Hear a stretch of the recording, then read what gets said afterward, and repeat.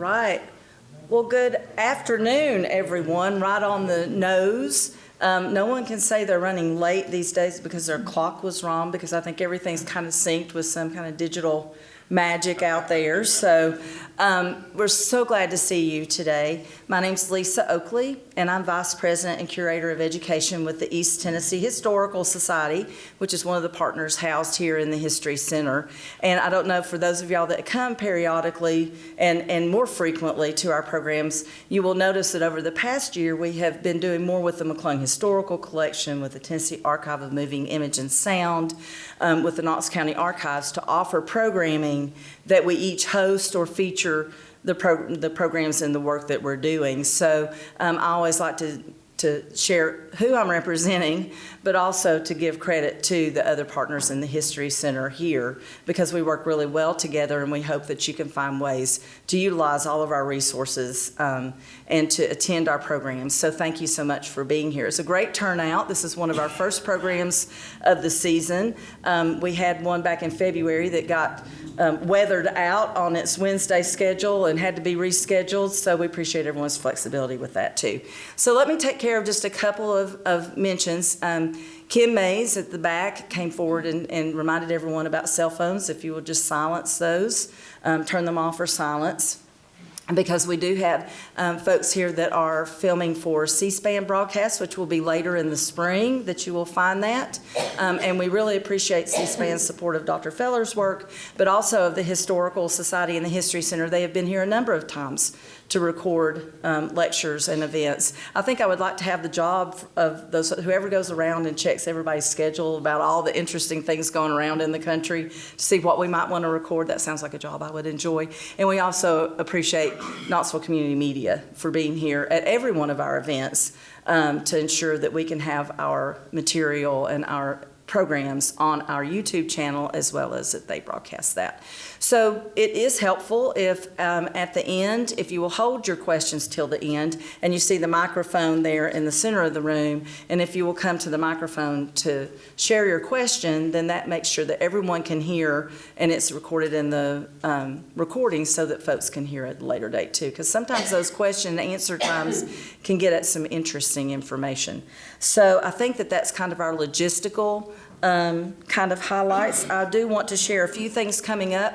We're moving into the spring, which in downtown Knoxville is very busy. So on weekends throughout April, there will be a lot going on. So it'll be a good time to come visit the museum, as well as to partake in any number of festivals and events that are in downtown Knoxville. But we do have some events and lectures coming up here at the History Center. And if you receive the newsline, we are now providing our newsletter in the newsline to give everyone kind of a upcoming for the next half of the year events. We also have those available once they're ready, and they're updated on a periodic basis. You can find everything on our website, on Facebook events, but also we have hard copies if you're in the building and want to stop by and get an updated event list. But we do have on April 19th our beginning genealogy workshop, and this is one of those History Center oriented workshops. Anne Bloomquist, who works with and volunteers with the East Tennessee Historical Society, Eric Head with the Knox County Archives, and many others participate and sponsor those and conduct many of those during the year. And then we have on April 30th the memoir, 4 Ways, with some names you may recognize: Sam Venable, Charlie Daniel, Vince Valder, and Chris Woland. So they're going to be a great panel that day to share, so please put that on your calendar.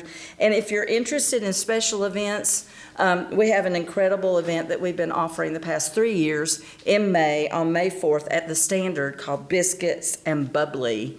And so you can find out more information about that from Gay Lyons, our Chief of Development, but also there's information on our website. So a whole variety of things going on. And as you can imagine, there are biscuits and bubbly and a whole lot more, and it's just a fun day. The other thing I will mention, we have 2 exhibits, but the feature exhibit, the exhibit we really want to highlight today for the summer, for this actually starting on Saturday through the summer, is home runs and home teams. We've got some cards in the back. This is our exhibit on the baseball history in Knoxville and in East Tennessee. Very well done by our curatorial staff. Adam Alfrey, Rebecca P. Seimer have just outdone themselves. And we have an incredible team of scholars that we'll be featuring in some programming you'll hear more about in the summer. We're going to try to do some targeted programming for that. And so we want to welcome you to come to that event. There are some member opportunities for throughout, and including a member opening on Friday. Hopefully you receive that if you are a member. If you did not, because you are not a member, please join. We would love for you to join the East Tennessee Historical Society, and Tim at the front desk can get you more information about doing that, or you can do it online. So please share. And we also have some posters in the back. So if you are somewhere, a community center, someplace where you think there would be people at the senior centers that you think folks might be interested, please take a poster and share. That's the best way for us to get the word out, is through our members and friends, and we appreciate that. So thank you for giving me a few moments. And the other exhibit is the Worldly New, Jan Karski's Mission of Humanity. It'll be a temporary exhibit here in this space, in the auditorium space. Is co-sponsored with the Tennessee Holocaust Commission, and there will be two speakers. The first on April 9th with Dr. Michael Barenbaum at 6 here in this building. They are taking registrations for that. And then on April 28th, the Lingering Lessons of October 7th, Responses of Resilience and Redemption, presented by Rabbi Mark Shifton, and that is co-sponsored with the Knoxville Jewish Alliance. So that will be going on through May 5th. April 5th through May 5th, we will have the Jan Karski exhibition. Anyway, a lot going on, but I know why everyone is here today, and I will take that with me. So I have the honor, and it is a privilege, to introduce Dr. Daniel Feller, and he's always asking me, talking about using the term doctor in his introductions, and that is very important that I do that to recognize the work he's put into things. But I think that he enjoys working with the public, working on behalf of the Historical Society. He's one of our biggest advocates, one of the main promoters of National History Day when he was on faculty active at the History Department. He is now Professor Emeritus in the History Department, but continues to judge and lead in National History Day efforts with middle and high school students, as well as helping us here at the Historical Society as a volunteer for different events, which we really appreciate. He is, as I said, Distinguished Professor Emeritus in the History Department, and also Editor-Director Emeritus of the Papers of Andrew Jackson at the University of Tennessee in Knoxville.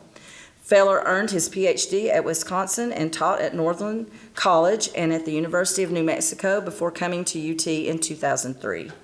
Here he and his team produced 6 volumes of the Papers of Andrew Jackson, covering the presidential years from 1829 through 1834.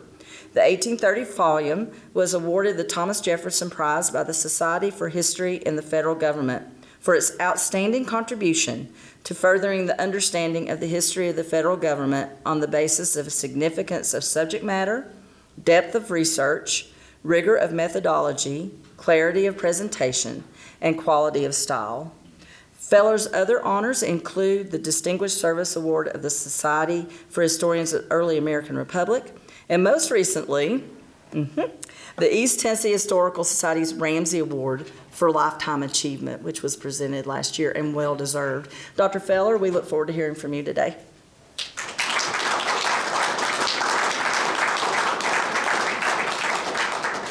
Don't clap yet, I haven't started. And I want to start by saying what an honor and a privilege it is to be here today. It's always a delight to work with the members, the worker bees at this delightful local organization, the East Tennessee Historical Society, and I want to especially thank Lisa Oakley, who I've been working with for 20 years now, and Ken Mays, and also Dr. Warren Doctor, the director of the society, who can't be here today, and everybody else as well. Well, let's get right to it. The year 1834 opened in Washington with President Andrew Jackson, now midway through his second term, suffering from exhaustion.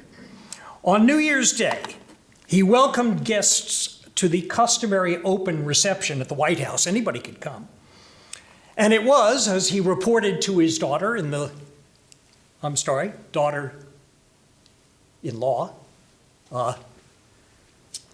the next day, in this letter that you see here, his daughter-in-law, Sarah York Jackson, he reported the next morning, "It was a fatiguing day. I never saw the house more crowded than it was, and I was kept 3 hours on my feet, laboring all the while under one of my severe headaches. But," he said, "I'm better today." And he went on in fatherly fashion to discuss a present he was sending and a misplaced bill for shoes, and to offer New Year's greetings to the folks back home in Nashville.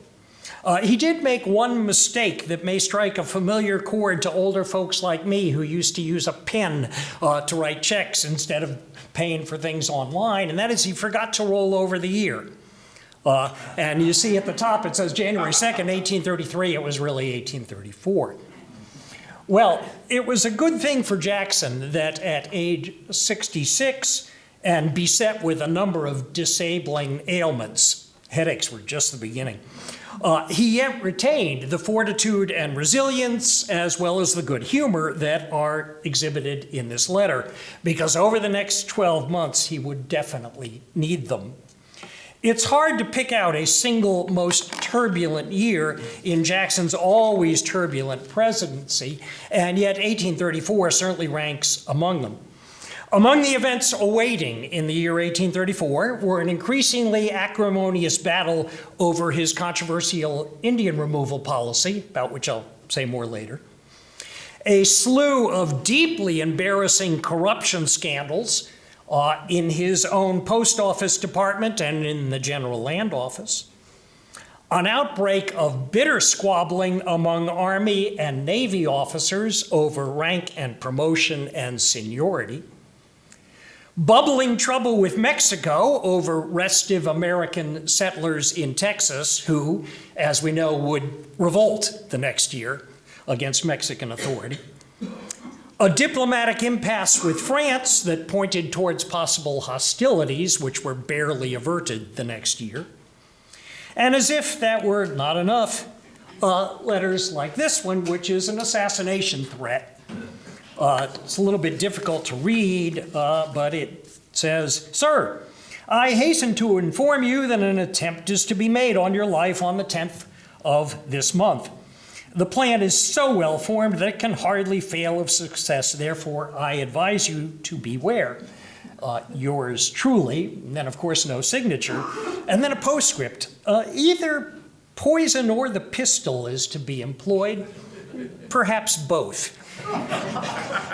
How that works, I don't know. You know, you poison somebody and then you shoot him, or do you shoot him before you poison him? And to top that all off, in October of 1834, the Hermitage, Jackson's home outside Nashville, which he had recently refurnished at considerable expense, was completely gutted by fire. Well, all of these events and many more are detailed in the Papers of Andrew Jackson, Volume 12, 1834, which was published in 2023 by University of Tennessee Press. This project, planned for an eventual 17 volumes, has been underway in the UT History Department since the 1970s. I was its third editor, and the 1834 volume was my sixth and last in the series, which still continues under my successor, a UT history professor named Michael Woods. And for those who have already asked me, the project is in very capable hands still, and especially with the two associate editors, Tom Cohens and Laura Eve Moss, who are still there and are absolutely indispensable to the project. They've been there for more than 20 years. Well, the purpose of the series is to collect and transcribe and publish Andrew Jackson's entire extant literary record. Everything that was written to him, everything that was written by him, everything that was written for him. The 1834 volume, here it is, presents some 500 original documents. That includes private letters, public letters, memoranda, drafts, official papers, and all of them with headnotes and footnotes and various lists and tables to help you understand them. Everything I'm about to tell you today draws directly on this volume and its predecessors. For instance, I showed you the letter to Sarah. Well, come on. There it is, as it appears in our volume, with some footnotes at the bottom. And the assassination threat from unknown, there it is, as it appears in our volume. I should mention also that all the images I'm going to show you today are from the Library of Congress. But in this one volume, we also included documents from the Jackson papers at the Library of Congress. There's a large cache there. But also papers that we found in more than 60 different libraries, museums, and archives in the United States and abroad, plus a number that were shown to us, furnished to us by private owners. In the National Archives in Washington alone, we found Jackson documents in more than 30 different record groups and in more than 70 distinct document series. Well, doing this kind of research takes time and money, and so I'm also happy to acknowledge that our work has been sponsored throughout by the College of Arts and Sciences at the University of Tennessee, and we have received crucial grant funding over the years from the Tennessee Historical Commission in Nashville and also from two federal agencies, the National Endowment for the Humanities and the National Historical Publications and Records Commission. Well, there are many ways one can characterize and explicate the mountains of material in this volume, and I'm going to start with the signature event of the year, and that was a prolonged and fiery confrontation with the United States Senate that culminated in Jackson's official censure by the United States Senate, still the only time that that has happened in American history. Well, the censure was the upshot of a complicated sequence of events. Unfortunately, its very significance resides in those complications. They're not easy to salt down and summarize, so I'm going to walk you through them, and I will have to ask you to stick with me. Back in 1816, under President James Madison, Congress had passed a law incorporating an institution called the Bank of the United States. This is the first page of that law as it appears in the United States statutes at large. It's the only time Congress had incorporated anything. The Bank of the United States was intended to serve as the government's own banker. It performed many of the functions of today's Federal Reserve and of today's Treasury Department. It printed the government's currency, banknotes. It held, transported, and paid out the government's funds. It managed the government's debt and brokered its loans. And through all these functions, in large measure, it controlled the nation's credit and money supply. It was headquartered in Philadelphia, but it had branches throughout the United States. And this was at a time when no other bank in the country operated outside of a single state. The Bank of the United States dwarfed every other financial entity in the country, including, in fact, the federal government itself. It was endowed by this act of incorporation, this charter, with what the charter called exclusive privileges and benefits. It was a government-sanctioned monopoly. Remember that phrase, exclusive privileges and benefits. It was immensely powerful, but it was also, and in this respect, it was very much unlike today's Federal Reserve, it was a private bank. It was a commercial over-the-counter bank. It made profits, it paid dividends, it had stockholders. The bank was governed by 25 directors. 5 of them were appointed by the President of the United States with consent of the Senate, and the federal government also owned 1/5 of the bank's stock. But the rest of the stock was held by private stockholders, and real power in the bank lay with a handful of wealthy stockholder directors and the man they elected as president of the bank named Nicholas Biddle. I want to emphasize again, this is not like today's Federal Reserve. You could go to the Bank of the United States. You could make a deposit. You could take out a loan. You can't do that with the Federal Reserve. That's not what the Federal Reserve is there for. Well, Jackson viewed the bank's mingling of governmental authority with private interest as inherently corrupting, a threat to democracy itself. The bank's congressional charter here ran till 1836. A bill to extend it still further passed Congress in 1832. But Jackson vetoed it, saying famously in his veto message, and I quote, "It is to be regretted that the rich and powerful," meaning the bank stockholders, "it is to be regretted that the rich and powerful too often bend the acts of government to their selfish purposes."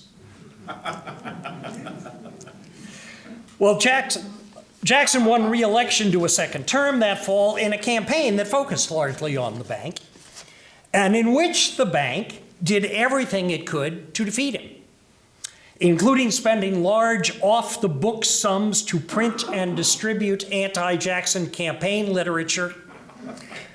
This was entered on the books as printing and stationery.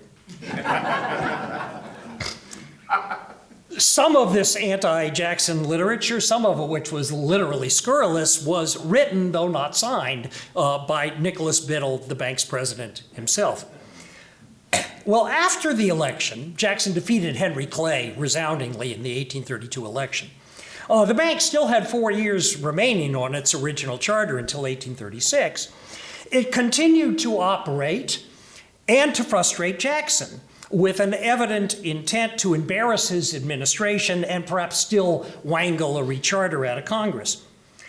Several particular episodes in which the bank, in Jackson's view, behaved irresponsibly and in violation of its charter.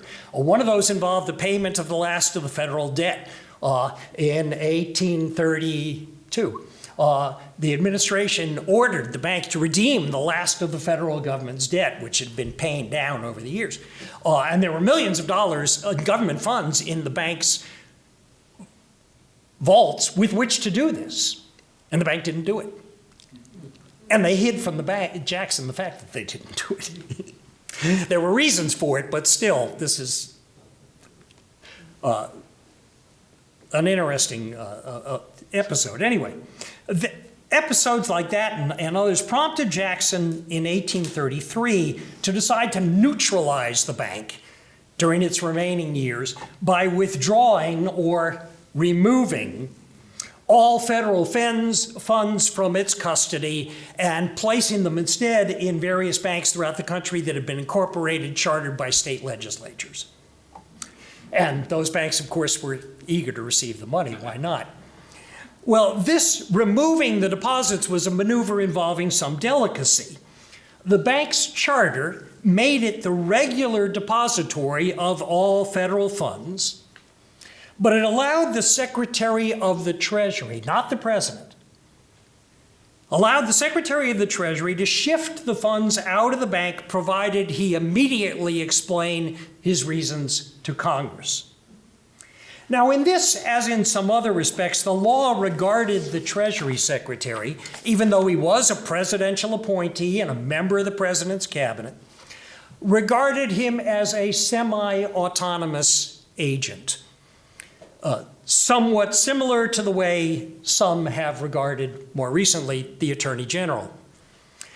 For instance, while other cabinet officers submitted annual reports on their departments to the President, who then transmitted them to Congress every year, the Treasury Secretary, by law, did not report to the President. He reported annually on the state of the finances directly to the House of Representatives. Well, Jackson's new Treasury Secretary, his third, Jackson ran through cabinet officers pretty quickly, his third Treasury Secretary in 1833, a man named William John Duane of Philadelphia, was a known opponent of the bank. And Jackson assumed that Duane, if Jackson decided to remove the deposits, would go ahead and do it. But when he was requested to do so, finally by Jackson in September 1833, Duane balked. He thought the bank's misbehavior was insufficient to justify such a drastic and dangerous step, and he also felt with much justice that Jackson had deceived and manipulated him into the position he was in. And the details of this are really complicated. On September 18th, 1833, Jackson having already said to Duane, it's time to remove the deposits, and Duane said no, Jackson convened his cabinet and read to them a long, formal paper, which was immediately released afterwards to the press, in which, while declining any intent to make anyone act against their conscience, he said that removing the deposits was a measure for which he, as president, would assume the responsibility.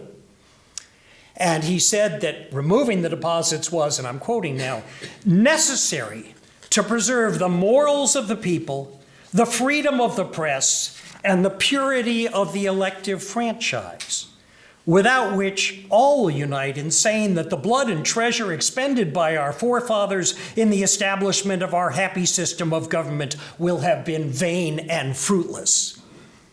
This is putting pretty high stakes on this. Basically, he's saying the revolution and everything that followed will have been vain and fruitless if we don't remove the deposits. Well, he named Jackson, by the way, this is the paper, the first page of the paper, as it appeared in the Washington Globe, and I don't expect you to be able to read this. Washington Globe was Jackson's official, quasi-official newspaper in Washington, but you can see right after the, where at the top, read to the cabinet.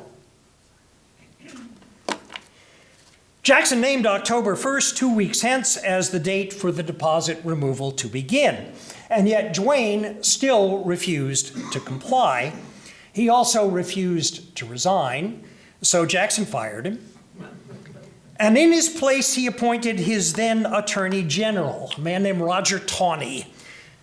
T-A-N-E-Y. It looks like Taney, but it's pronounced Taney. Taney was then Attorney General. Jackson appointed him interim Secretary of the Treasury. And this is the letter appointing Taney. Taney was a red-hot opponent of the bank, and he had in fact helped draft the cabinet paper that I showed you a minute ago. Taney duly ordered the deposit removal just 3 days later. Now, I can say as an aside here that Taney's name may be familiar. Jackson later appointed him to be Chief Justice of the United States Supreme Court. In that capacity, in 1857, Taney issued the infamous Dred Scott decision, which said, among other things, that black people, even if they were free, could never have rights as American citizens. That decision was negated, as many of you may know, after the Civil War by the 14th Amendment to the Constitution of the United States, with its guarantee of citizenship to, and this is the language, all persons born or naturalized in the United States and subject to the jurisdiction thereof. Well, so Jackson appointed Taney. Taney ordered the removal of the deposits from the Bank of the United States to these various state-chartered banks. Congress had been out of session this whole time, as it usually was during most of the year in the days before air conditioning. Congress convened in December 1833 with Jackson's opponents loaded for bear. Promptly, their leader in the Senate, Jackson's political bête noir, Henry Clay of Kentucky, introduced a resolution demanding a copy of that cabinet paper. The resolution passed the Senate by 23-18, and Jackson replied with a somewhat huffy message, asserting what today we would call executive privilege. Politely, but barely politely, he told the Senate, in his words, the executive is a coordinate and independent branch of the government. And that therefore what he said to his cabinet was officially absolutely none of the Senate's business. Now, in refusing to provide this paper, I should make it clear, Jackson wasn't concealing anything. He wasn't hiding documents. He was standing on a presidential prerogative, or if you will, a point of principle. There wasn't any question what was in this paper. It had been printed in the newspapers at Jackson's own behest 3 months earlier. Everybody knew what was in it. Well, with this ploy out of the way, on December 26, 1833, Clay introduced 2 more resolutions in the Senate, which were debated for 3 months and finally passed on March 28, 1834. The first was the resolution of censure. You knew we'd get to it eventually, though the word censure doesn't appear in it. The resolution stated in a single sentence, this is the whole thing: the president, in the late executive proceedings in relation to the public revenue, has assumed upon himself authority and power not conferred by the Constitution and laws, but in derogation of both. That's it. Passed the Senate by 26 to 20. The second resolution pronounced Taney's reasons for removing the deposits. You remember the Secretary of the Treasury could remove the deposits under the charter, but he had to explain his reasons to Congress.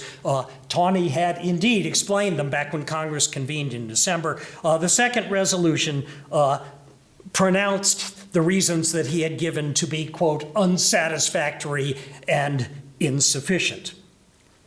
Later on in the session, the Senate sealed this verdict. Jackson, knowing there was going to be trouble when Congress convened, he didn't nominate Taney to be Treasury Secretary right away, even though Taney had already been appointed interim secretary. Jackson waited until almost the end of the congressional session sometime later to actually submit a nomination for Taney as Treasury Secretary, and the Senate promptly rejected him. This is the first time in American history that the Senate has ever rejected a cabinet nominee. Well, in law, this resolution of censure meant nothing. It was an official expression of majority opinion in the Senate and nothing more. Politically, though, it furnished a standard for all of Jackson's disparate opponents to rally around in a new, broad-based political coalition. On April 14, 1834, Henry Clay, in a Senate speech, dubbed this new anti-Jackson alliance the Whig Party. And as some of you may know, the Whig Party, from that moment, for the next 20 years, remained the other party, the party in opposition to Jackson's Democrats. Finally, in the 1850s, the Whig Party fell apart and was eventually replaced as the other party in the two-party system by the Republican Party that we have today. Well, that was on April 14th. The very next day, Jackson fired back with a long and scathing official protest against the censure. He complained that the Senate had issued what was meant to stand as kind of the moral equivalent of an impeachment conviction.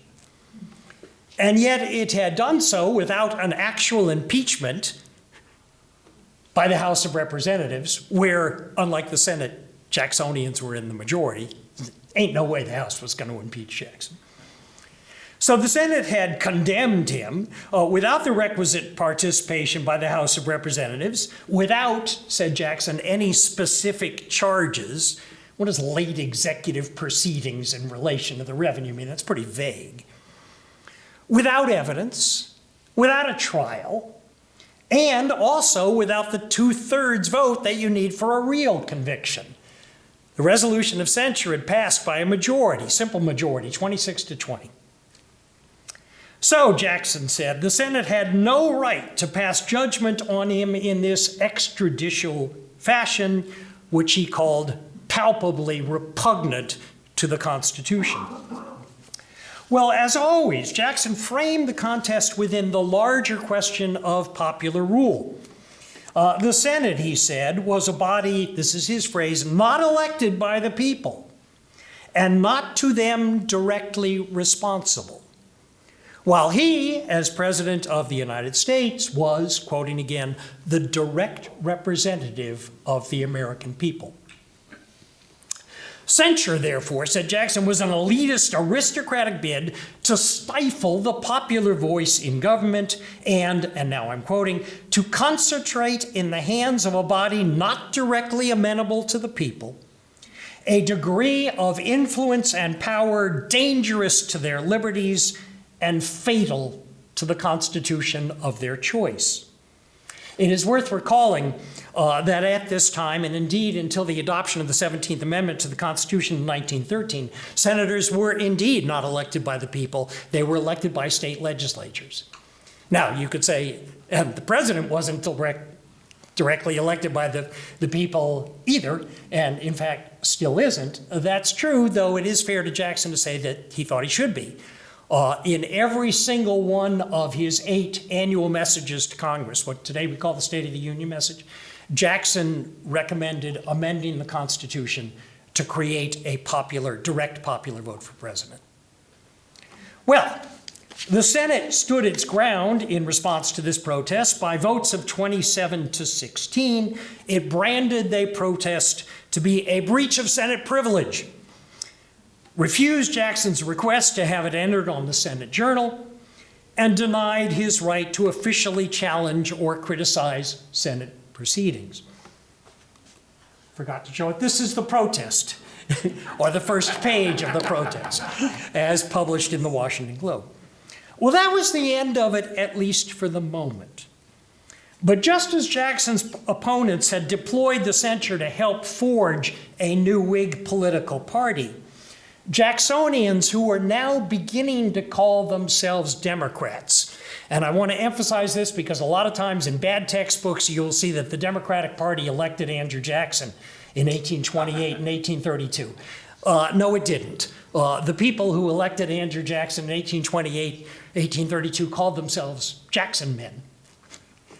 By 1832, the word Democrat was beginning to come into play. It was being used in some states, but not others.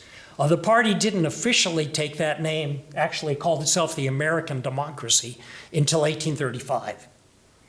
But, to come back to the point, the Jacksonians used the censure as a banner to rally around, first in state legislatures, which elected senators, and then in the Senate itself. And the drama played its final act nearly 3 years later in Jackson's last congressional session, when Democrats finally, for the first time, obtained full control of the Senate. On January 16th, 1837, just 6 weeks before the end of Jackson's presidency, the Senate voted by 24 to 19 to expunge that 1834 resolution of censure. Expunge is not the same thing as repeal. It doesn't just mean you take it back. It means you literally cross it out. And this is the original page of the Senate Manuscript Journal that has the resolution of censure in it. And what happened in 1837 is, after this vote, the clerk of the Senate went back, he rummaged around, pulled out the journal, they opened up to this page, and at the Senate's instruction, he drew black lines around the resolution and wrote, expunged by the order of the Senate. By the way, the Constitution requires the House and Senate each to maintain a journal of proceedings. And the Whigs at this were howling, what does it mean to maintain a journal of proceedings if you can go back and change it later? Well, so what do we make of all this? Complicated as it is, and believe me, I've left out a lot, or we'd be here all week. The whole episode is historically fascinating because one can really see it from both sides. Who was right and who was wrong? Who are the good guys and who are the bad guys? The deeper we delve, the harder it is to say. Leaving all other considerations aside, one can certainly understand why Jackson would take alarm at the presence within a republic of an institution like the Bank of the United States, which was a financial behemoth so large and with its powers so concentrated, and with those powers further fortified and magnified by those exclusive privileges and benefits in its charter. that the bank could, even in defiance of the people's will, run the country to suit itself. And in fact, Nicholas Biddle was perfectly willing to do that. On the other side, unbridled executive power is hardly a small consideration either. And Jackson's conduct here and elsewhere was certainly imperious, if not outrightly tyrannical. Even if the Bank of the United States was imperfect, irresponsible, and even corrupt, it occupied by law the apex of the country's financial system, and its destruction left a void which, as events would graphically prove, Jackson had nothing to replace it with. The state banks proving to be uncertain and untrustworthy custodians of the federal government's money. Well, another fascinating aspect of the controversy is what it reveals about Jackson's character. And this is, as you know, a rather touchy subject today. Historically, many Americans have, up until recently, viewed Jackson as a heroic figure. Not all Americans, but many, which is how he got to be on the $20 bill. Still, there have always been sharp critics of Jackson. And today, popular opinion on Jackson has been largely polarized. His portrait is back in the Oval Office. On the other hand, many Americans, ironically, especially Democrats, members of the political party that Andrew Jackson founded, looking at his Indian policy and his slaveholding, have chalked him up as a simple villain, not a heroic president, not one of America's best and most successful presidents, but indeed perhaps its very worst. Well, I'm not going to vote for either of these overall verdicts. I'll leave that up to you, but simply point out some rather striking aspects of Jackson's character that were exposed in this episode. Jackson invested himself so heavily in what came to be called the Bank War that he infused it with biblical significance, and I mean that literally. On January 3rd, beginning of the year, he wrote to his vice president.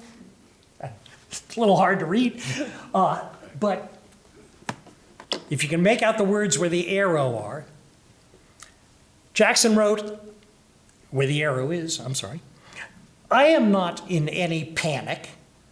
We're all the worshipers of the golden calf, meaning the bank.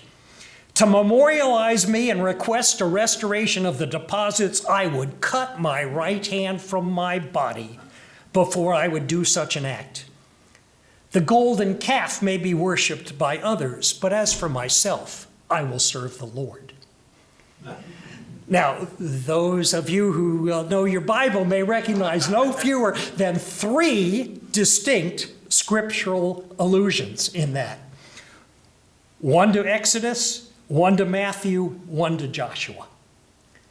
And it wasn't unique. In March, Jackson wrote to one of his nephews, I have got the golden calf which they worship chained. And like Moses of old, I will destroy the corrupting monster, and me and my house will serve the true and living God.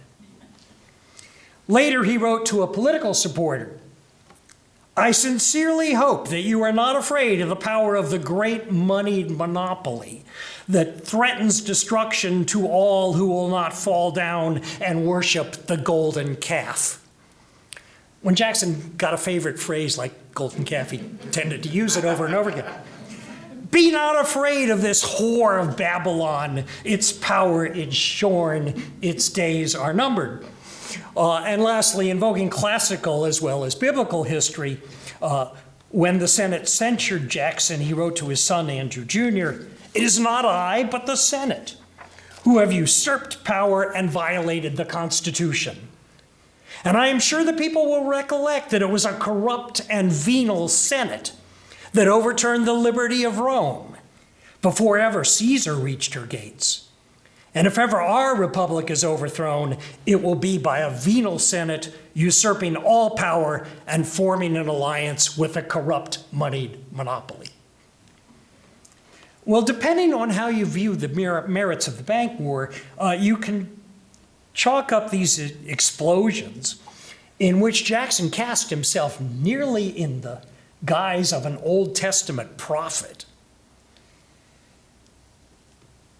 either as proof of his clear-eyed courage and conviction, or proof of a mind diseased by egotism and megalomania.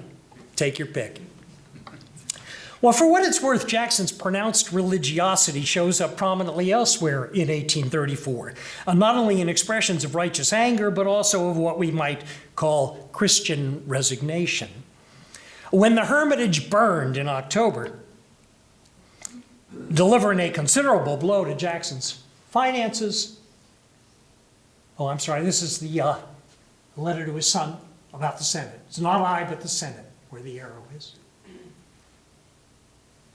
This is the letter to his son when he learned of the Hermitage having been gutted by fire. Jackson took it in stride.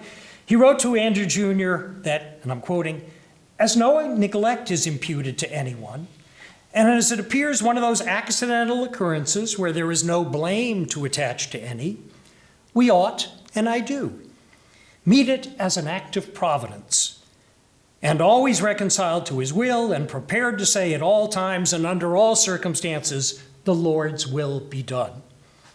It was he that gave me the means to build it, and he has the right to destroy it, and blessed be his name."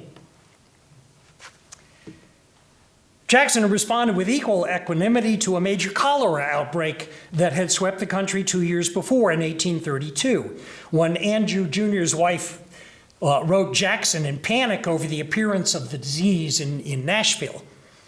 Jackson wrote back, "This is not right, my dear child. We ought not to fear death. We know we have all to die, and we ought to live to learn to die well. Then let death come when it may. We will meet it without alarm and be ready to say, the Lord's will be done." Well, all this from someone who, to say the least, was not generally known for having a placid temper. Andrew Jackson was a complicated man, as revealed by some other episodes chronicled in our 1834 volume. He was very loyal to his friends and political lieutenants. That included people like Martin Van Buren and Roger Taney, who are rabid political partisans, but also men of acknowledged talents and accomplishments. But the men to whom Jackson was loyal also included the likes of William Taylor Barry, Jackson's postmaster general, whose incompetence was graphically exposed in 1834 in a huge scandal over fraudulent mail contracts. The bottom line of which was Barry was not himself a crook. He simply had no idea what was going on in his own post office department. And Jackson's loyalty extended to people like Samuel Swartwout of New York City, who was a brazen corruptionist. Jackson had appointed him customs collector in New York City over the howling protests of Martin Van Buren and others who said, "You're gonna be sorry." The customs collector in New York City collected about half the federal government's revenue. In March 1834, Swartwout proposed a brazen scheme to surreptitiously funnel money that Congress had appropriated to build a new customs house. To use that money, funnel it to a politically friendly bank that would then make some under-the-table loans to William Taylor Barry to cover up the escalating defalcations in the post office department. This is corruption pure and simple. And here is Swartwout's letter proposing this. It's not clear that Jackson acted on this scheme, but his confidence in Swartwout remained inexplicably unshaken. He did not do what you might think a president would do, is read this thing and say, "Oh my God, I got to get rid of this guy." He kept him on. Swartwout later defaulted for a very large sum. Well, perhaps the worst of Jackson's subordinates was a man named Anthony Butler, whom Jackson had appointed chargé d'affaires, that's diplomatic post, to Mexico. and given him instructions to try to purchase the Mexican province of Texas. Butler's way to try to do this was to try to find some Mexican officials to bribe. And when that didn't work, he wrote Jackson proposing that the United States claim eastern Texas for itself. That part of eastern Texas that lies between the Sabine River, which is the border today between Texas and Louisiana, and the Neches River to the west. And Butler said, let's claim that the Neches River is really the Sabine River, and that means that all the land in between those two was really part of the United States under the Louisiana Purchase, and we should claim it, and in order to enforce that claim, you should send me at the head of an army to conquer it. And Butler provided a convenient map of the land, and in that land, it's a sideways map, south is left. This is a map of the land in between the Neches and the Sabine. It included several large impresario land grants, which, to show what was at stake, Butler marked on the map very subtly with dollar signs. Well, next to the Bank War, the subject that looms largest in our 1834 volume is Jackson's ongoing campaign to arm-twist the Western Indians into migrating beyond the Mississippi River.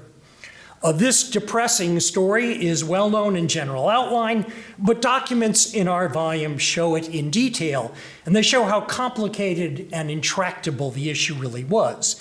And they also, arguably, show Jackson at his worst.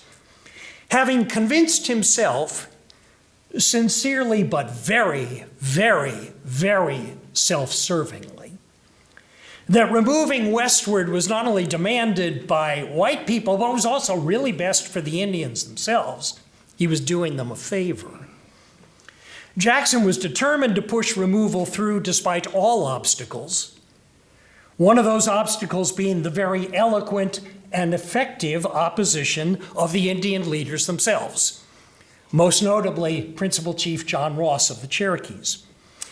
Jackson played a game of divide and conquer with the Cherokees. He cultivated a dissident minority faction among the leadership, a faction that claimed on no basis whatsoever to be the legitimate government of the Cherokees. And with them, he negotiated is a polite word, drew up and had them sign a removal treaty in June of 1834, which he then sent to the Senate. The Senate gagged at this bold imposture, refused to approve the treaty, so the next year, in 1835, Jackson tried again, cultivated a different minority or dissident group, got them to sign the Treaty of New Echota. The Senate approved that treaty. This is all in 1835. And under the terms of that treaty, since the Cherokee, most of the Cherokees and their legitimate government refused to recognize it, in 1838, by this time Martin Van Buren was president, the Cherokees were notoriously round up and deported by military force. Well, our 1834 volume and 35 volume to come tell this story. And also the story, everybody focuses on the Cherokees, but there were also concurrent stories of Jackson's vexed and contested efforts to force the emigration of the Choctaws and Chickasaws from Mississippi, the Creeks from Alabama, the Seminoles from Florida, and several northern Indian nations as well. Well, if you want to know more, you can go out and buy volume 12. Believe it or not, at about $100, it's cheap. Or you can get it from your local library, or by arrangement with the University of Tennessee Press and University of Tennessee Libraries, all of our volumes are now available as searchable, downloadable PDFs on the University of Tennessee Press website. And I got to rewrite this because this is a page from our website. If you go to our website, just Google Papers of Andrew Jackson, University of Tennessee. And you'll be looking at this, and you can see all published volumes through 1833 are now available for free immediate download, and that's a live link. Only I was told by my successor, Michael Woods, yesterday that the 1834 volume is now up there too. Didn't have a chance to change the slide, but it's all up there. In a way, it's better than having the hardcover volume because it is word searchable. If you want, for instance, to find every place that Jackson called the Bank of the United States the Golden Calf, all you have to do is pull up the 1834 volume, type Golden Calf in the search bar, and there it is. So, I've talked quite enough, and let me say happy reading, and thank you.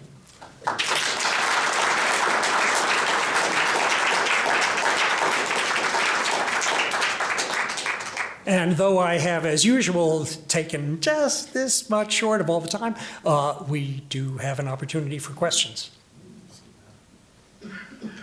Remember, if you have questions, please come to the microphone in the middle of the room.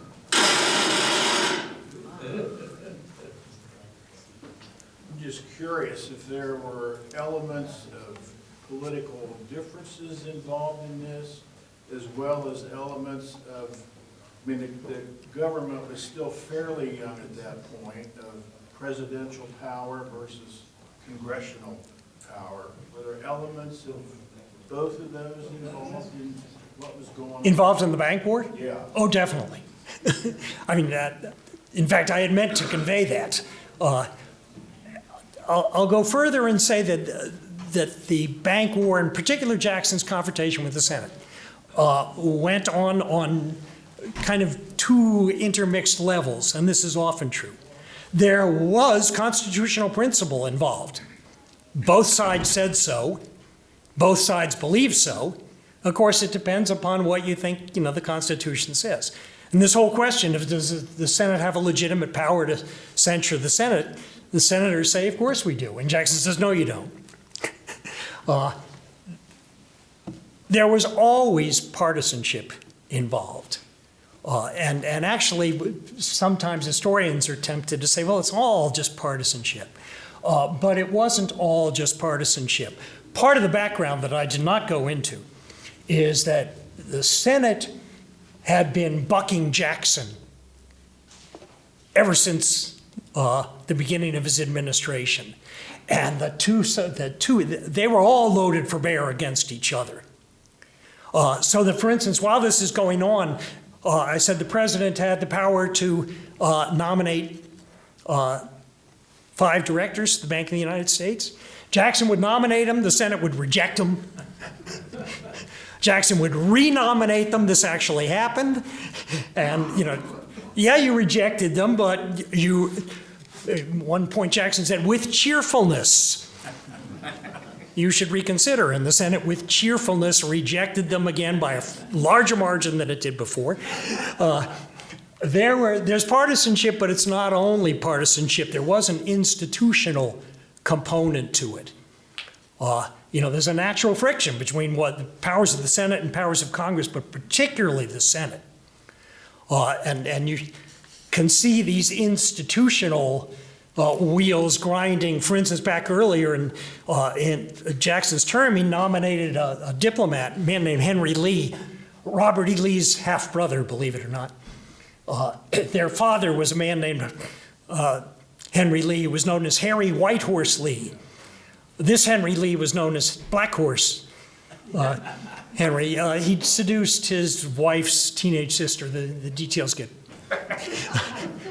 Jackson nominated him for a diplomatic post. The Senate rejected him 47-0. I mean, 47-0. So there was clearly some institutional, but yes, there was partisanship all through it.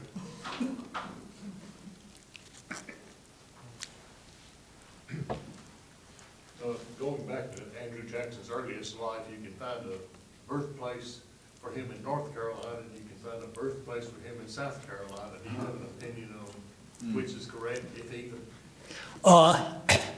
It's a very good question. As you may know, there are competing sites in North Carolina and South Carolina very close to each other, each of which claims to be the birthplace. And the way this happened is that Jackson was born in one of two log cabins within the Waxhaw settlement.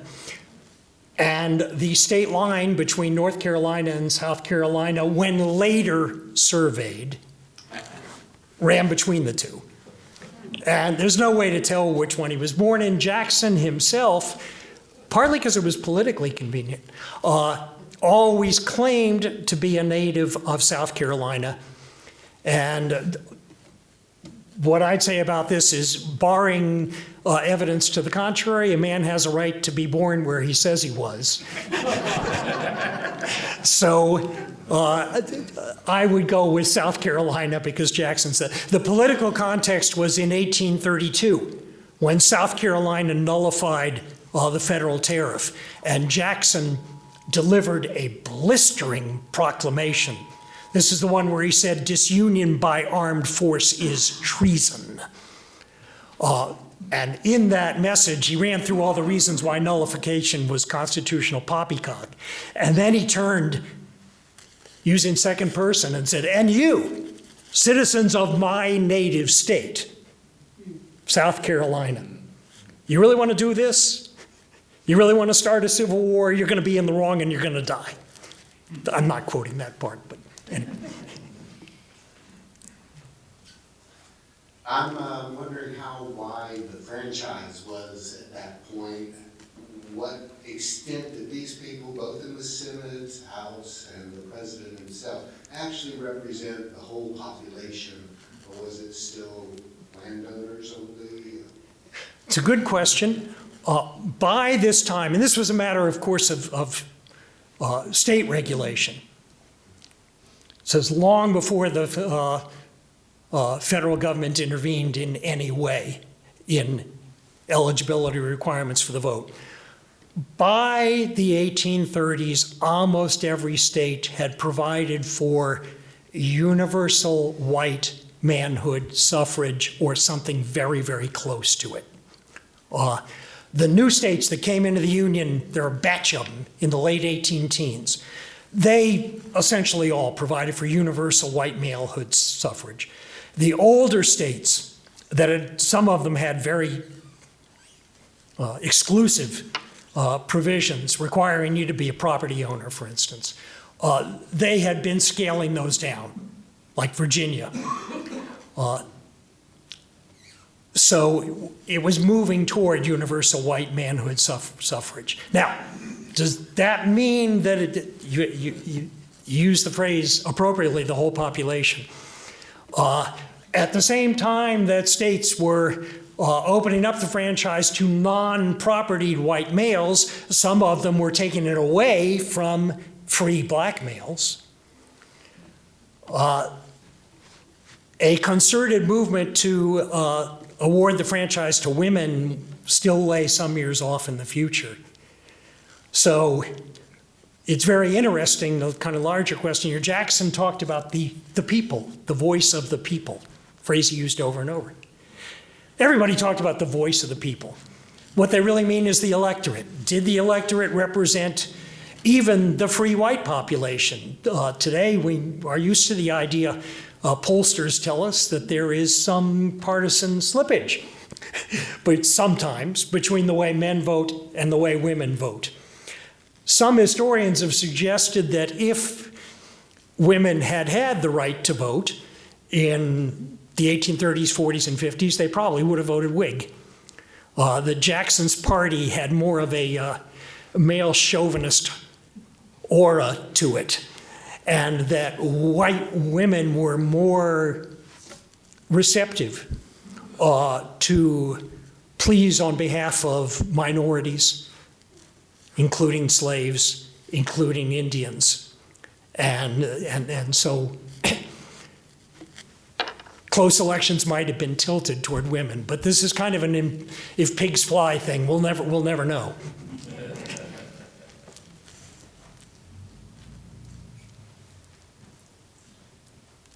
Was there ever a resolution of any of the constitutional conflicts between Jackson and the Senate? They got referred to the courts for final resolution?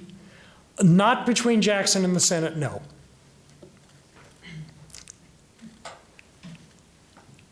These issues of power or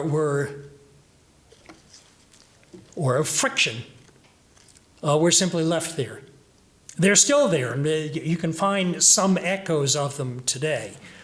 For instance, the whole matter of recess appointments has recently been in the news. That is, appointments made while the Senate is in recess. Under the Constitution, the president can make recess appointments. However, the appointment expires at the end of the next Senate session. And at that point, the president has to either send in a nomination or the appointment comes to an automatic end, you got to appoint somebody else. There have been at least rumblings that this could create some kind of constitutional face-off today. It hasn't created a headline causing one. The Senate has, over the last few years, not only in the current administration, but before that, taken some issue with the way that presidents have used recess appointments. The way Jackson used them was pretty brazen. Jackson, for a land office in Mississippi, he appointed a man named Samuel Gwin, gave him a recess appointment, then nominated him. The Senate rejected him. The Senate session comes to an end, so the office is vacant. Jackson appoints Samuel Gwin to another recess appointment. And kept doing this. He managed to keep Gwin in office for several years after Gwin had been rejected multiple times.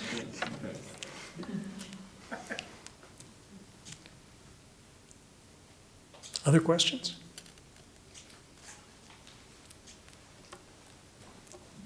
Not a question, but maybe a bucket list realization. Has anybody been to the Hermitage? Hermitage. Hermitage. The very first time I toured the Hermitage is, unlike my grandson who got to fly to Paris, France for his 8th grade trip, we went on the Trailways bus to Nashville. And the Hermitage was part of the trip. Well, on my bucket list, it had been 35 years or so since I've been there. I wanted to go again, went last year. And I thought, surely you'd just drive up and buy a ticket at the window and go into the Hermitage. No. Everything is online today, so if you want to go back to Nashville and tour the Hermitage, you need to get your tickets online. When we got there that day, the day was filled, and they actually take tours. You used to be able to go in and just, walk through on your own, but now it's 30-minute tours or whatever. I didn't know that, though in defense of the Hermitage, I will be tempted to say you were probably there on a bad day, like a school group day. I'm pretty sure that if you get there on a day when they're not fully booked, You can do that. you can just walk right in, yeah. It was in June, so. Yeah, I get to walk right in anyway. I'm sorry you missed me there, by the way. You will see me on a video screen if you go to the Hermitage. I've got a question that's a little bit off topic, but I know that Andrew Jackson was I'll say an opponent of John Sevier. And we're all in Knoxville here. I thought you might comment on what their relationship was like.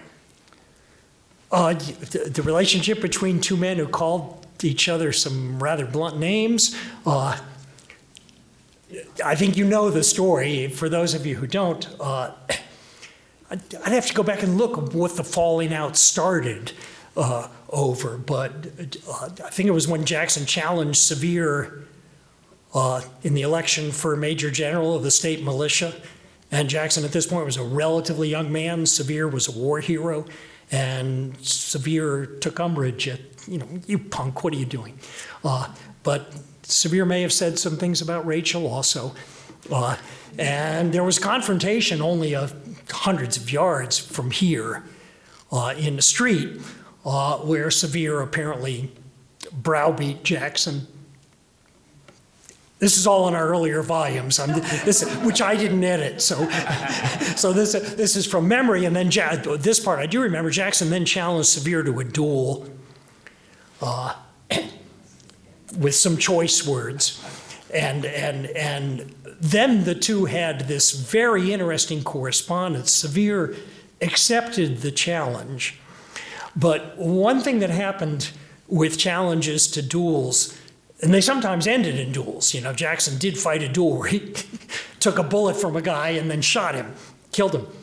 But there were all sorts of off-ramps, ways to get out of a challenge without humiliating yourself. And Jackson and Sevier, between them, managed to use every one of them. Jackson challenged Sevier, and Sevier said, okay, you know, bring it on. I'm not quoting any of this language, and Jackson, but Sevier said, I'm governor of the state, and I'm not going to violate the laws of the state by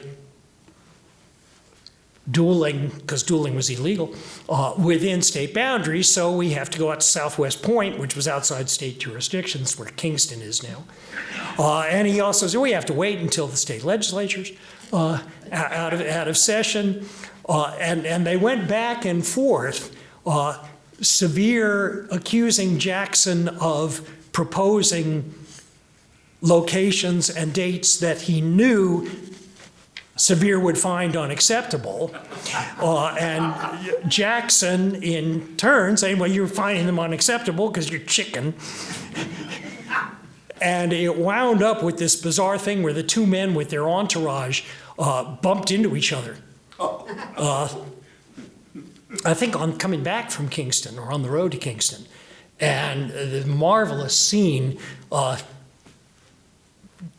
Jackson and his people, ha ha, we got you. Everybody jumps off their horses and goes like this. And there's this tableau for a minute where everybody's pointing a pistol at somebody. And then they all thought better of it. At any rate, the two men hated each other.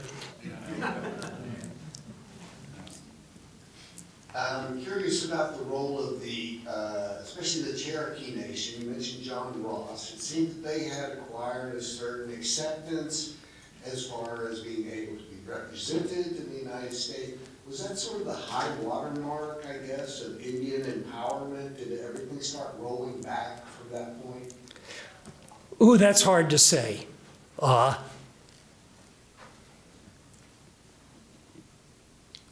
I guess there are so many different criteria one could use to measure, you know, the extent of Cherokee power or acceptance within the wider society. We'd have to, you know, some things may track upward over time and others may track downward. I will say, not really directly answering that question. The Cherokees obviously felt they were being badly dealt with, and they were. If you look back at the treaties, the United States has signed a whole slew of treaties with the Cherokees, going back into the late 1700s, all of which repeatedly guaranteed the Cherokees' right to stay where they were and govern themselves. And in fact, every time a new treaty was negotiated and the Cherokees surrendered a little piece of land here and a little piece of land there, the treaty always said, in the remaining territory, you have the right to stay where you are and govern yourselves. And then the Cherokees had done what the white people had been encouraging them to do. Learn our language, adopt our ways, go into commercial farming, acquire slaves, you know.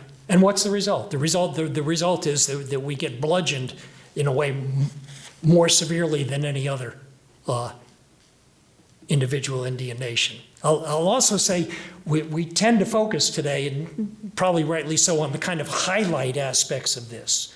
But there were, and our volume shows this, underneath that there were all sorts of other things going on. For instance, the Cherokees were entitled, as were many Indian nations with which the United States had signed treaties, to annuities, certain cash payment every year. The annuities had all been made to the acknowledged, in the case of Cherokees, elected heads of the nation.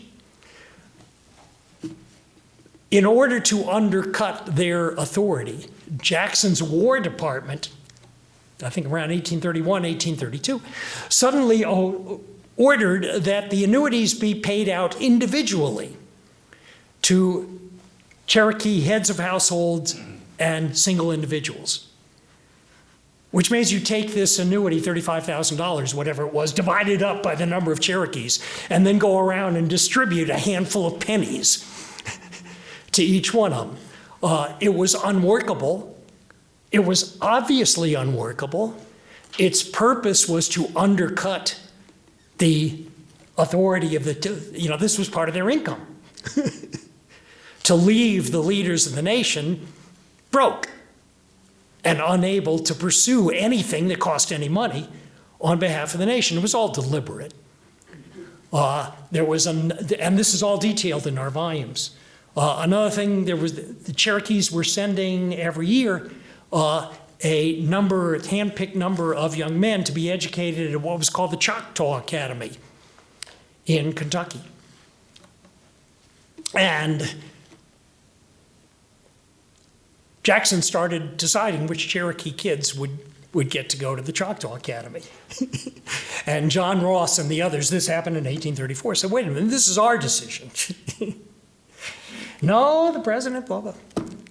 So the administration was twisting the screws on the Cherokees and other Indians in every way it could. Not sure if I answered your question. It was a long process.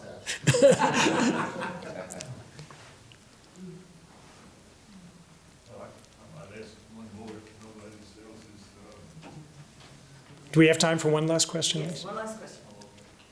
Do you have any comments on the John Eaton, Peggy Eaton matter?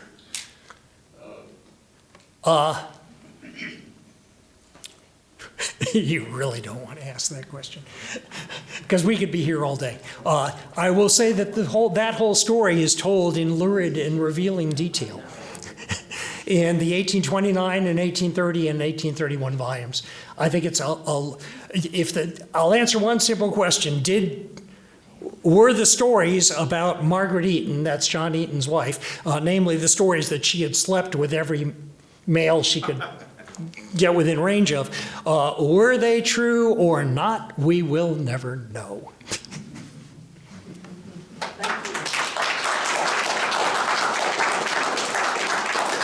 Thank you so much, and I think that Dr. Feller probably had a little to do with trying to influence the university and the press to get those volumes online and downloadable, which is just incredible.